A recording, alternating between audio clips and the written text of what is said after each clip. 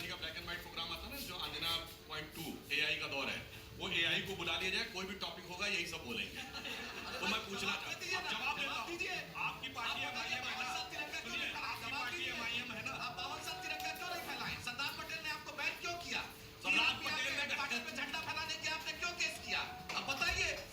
चलिए, पार्टी तो MIM है ना, MIM है ना, सुनिए, MIM है ना, ये बताओ, सैयद को छोड़ के किसी गद्दी को, घोसी को, बहना को, अंसारी को, हलाल खोर को, कसाई को कब बनाएंगे? और हिसाब वाली महिला को कब बनाएंगे? बोलो, हिसाब वाली महिला इंशाअल्लाह एक दिन इस मुल्क की प्रधानमंत्री होगी, मगर MIM की अध्यक्ष नहीं होगी।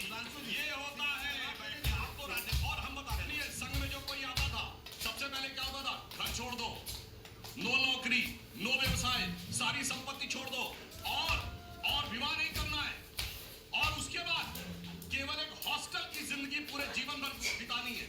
सिर्फ और सिर्फ देना था, सिर्फ और सिर्फ त्याग करना था। वो भी सबसे हाईएस्ट क्वालिफाइड लोग उस दौर में आए थे, जिनके पास एक से एक स्कोप था जिंदगी में बड़ा शानदार वो करने का। रज्जू भैया जी का MSc में इंटरव्यू CV रमन ने लिया था। उन्होंने कहा था आपको बहुत अच्छा साइंटिस्ट बना सकता हूँ। उनके पिताजी अंग्रेजों के जमाने में उस जमाने से पढ़े हुए एग्जीक्यूटिव इंजीनियर थे, यूपी गवर्नमेंट। सब छोड़ दिया, सारी प्रॉपर्टी छोड़ दी। भाई साहब, वो आके तब बात करे, अरे कबीरा आया घर प्रेम का, खाला का घर ना आए, शीश उतारे हाथ इधर, तब बैठे घर में आए। पहले त्याग करो, उसके बाद आओ, तब फिर कहो।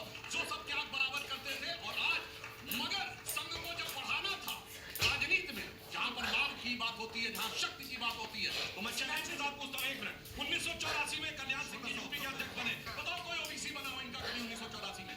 उमा भारती जी 1989 में पार्टी की बड़ी स्थापित नेता हो गई। विनय कटियार जी 1986 में बजरंग दल के प्रमुख बने। साक्षी महाराज 1986 में बने, उस समय नेता बन के उभरे। और हमने जितने भी OBC नेता थे, अगर देखा जाए तो सबसे ज्यादा भारतीय जनता पार्टी ने सत्ता में OBC को बढ़ाया और त्याग करने के लिए लड़ खड़े रहे। मगर ये तो सत्ता में रहते हुए भी सैयद और शेख के नीचे नहीं आएंगे। मुस्लिम पर्सनल लॉ बोर्ड में कोई नहीं होगा। और मैं कहता हूं, बताइए, मुल्ला, मौलवी, मुफ्ती, मुकर्रम, कारी, हाफिज, एक बताइए जो पसंदा मुसलमान हो। हमारे यहाँ बताता हूँ, बात होगी उमेश राज वाल्मीकि समाज से।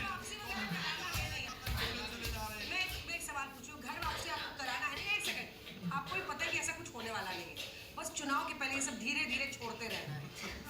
नहीं, मैं आपका जवाब दे दूं। ऐसा है, इसके लिए बहुत कुछ करने की जरूरत है। छोटा सा जवाब किस सवाल बस एक लाइन जवाब है।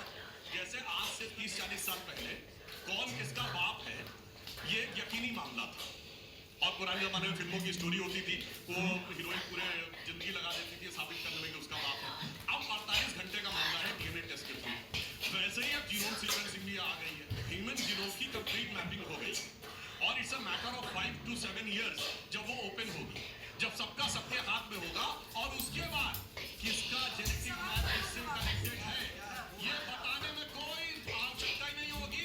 ये सब कुछ साबित हो जाएगा आखिर में कि अमर, अकबर एंड धौनी तीनों का बाप किशनलाल था।